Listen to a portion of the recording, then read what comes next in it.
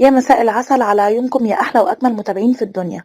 وحشتوني قوي من الحكاية اللي فاتت. حكايتنا النهاردة أنا عارفة إنها بإذن الله هتعجبكم وتنول رضاكم يا رب.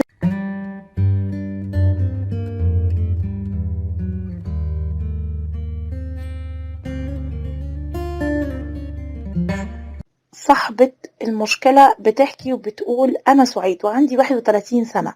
أنا معايا مؤهل عالي وكمان درست في كلية الألسن وبتكلم لغات. عاوزة اقول لكم ان انا لفيت كتير على شغل مؤهلي دراسي لكن للاسف ما لقيتش. وبتقول جالي عرسان كتير جدا وكنت برفض لاني كنت عاوزة احقق حلمي هو ان انا اشتغل الوظيفة اللي انا بحبها بالمؤهل بتاعي. وفضلت مستنية لحد ما جه يوم من الايام لقيت اعلان على الفيسبوك على وظيفة سكرتارية في شركة استيراد وتصدير كبيرة جدا، وبشرط تكون تعرف لغات وكمان تكون حسنة المظهر بمرتب عالي جدا. بسرعة اتصلت بيهم وحددت الميعاد للمقابلة. جهزت كل الأوراق اللي كانت مطلوبة مني ولبست أشيك لبس عندي، هو كان ضيق شوية بس كان مظبوط على المسطرة. وحطيت كمان مكياج خفيف ورحت جارية على الشركة. يومها لقيت بنات كتيرة جدا موجودين عشان يقدموا، وكلهم أشكال وألوان وكمان أحلى من بعض. وأنا أصريت على إن أنا أخد الوظيفة دي. أنا تعبت جدا من كتر اللف على شغلي وكله من غير فايدة. وبصراحة ما صدقت إن الوظيفة دي جاتلي، وحلمت إني مش هسيبها. وكمان اتحديت نفسي وقلت لازم ان انا اشتغل في الوظيفة دي بأي تمن. وفعلا جه عليا الدور عشان اخش المدير عشان اعمل المقابلة. وفعلا قعدت قدامه وكنت واثقة جدا من نفسي وكل كلامي معاه بتقل وكمان دلع وغرور في نفسي عشان يوافق. ايوه عشان يوافق بيا في وظيفة السكرتارية. ساعتها عملت ان الورق واقع مني على الارض طبعا عشان اوطي اجيبه وهو كمان ياخد باله مني ومن جسمي. وفعلا لقيته بيبص عليا بصات اعجاب وضحك وقتها وقال لي الوظيفة دي مظبوطة عليكي بالمقاس، بس يا رب تكوني قد المسؤولية. وروحت وبقيت اظبط اللبس اللي هروح بيه الشغل وخليته يبقى ضيق على جسمي وكمان ملفت للانظار.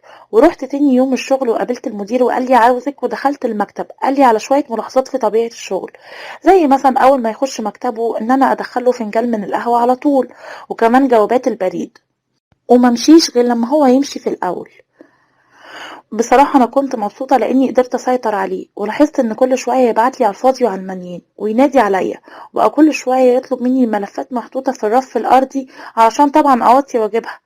كنت مبسوطة قوي بكل ده وبدور الدلع والسهوكة وأنا بجيب الملفات، وببقى مبسوطة قوي وأنا بلفت نظره ليا. والموضوع كمان اتطور ويومها رمالي قلم تحت المكتب وقال لي أنا آسف معلش ممكن تديني القلم واقع على الأرض عشان ظهري تعبني.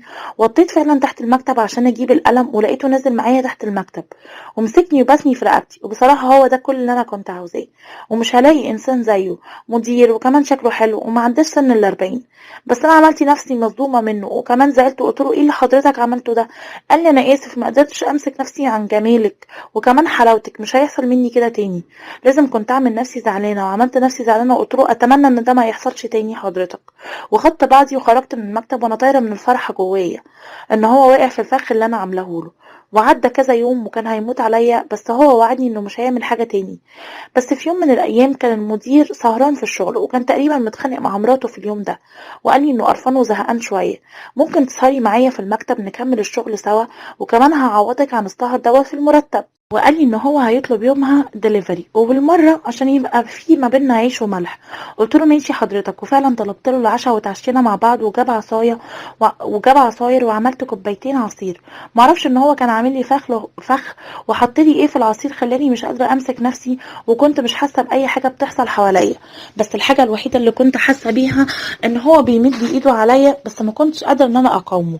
وساعتها عمل معايا علاقه غير شرعيه وضحك عليا وقال لي انا دلوقتي راجل متجوز وكمان صعب في الوقت الحالي اتجوزك، بس قريب قوي هنتجوز ما تقلقيش.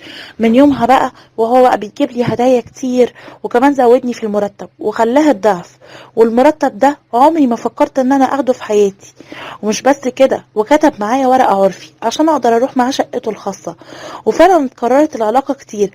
وفي يوم تعبت ورحت كشفت عند الدكتور ولقيت نفسي حامل، ورحت عشان اقول له ان احنا لازم نكتب رسمي عشان انا حامل. قال لي اللي بطنك ده لازم ينزل والا هتخسري والا هتخسري كل حاجة، شغلك ووضعك غير الفضيحة اللي هتبقي فيها عشان انا مش هتجوزك، ولو عاوزة اي مصاريف الاجهاض كلها عليا وكمان في احسن مستشفى خاصة. وكان لازم ان انا اوافق عشان ما اتفضحش.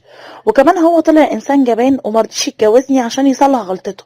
وبعد ما عملت العملية لقيته مديني ظرف فيه مبلغ كبير وقال لي انتي مرفوضة من الشغل. هنا وكمان مش عاوزة أشوفِك.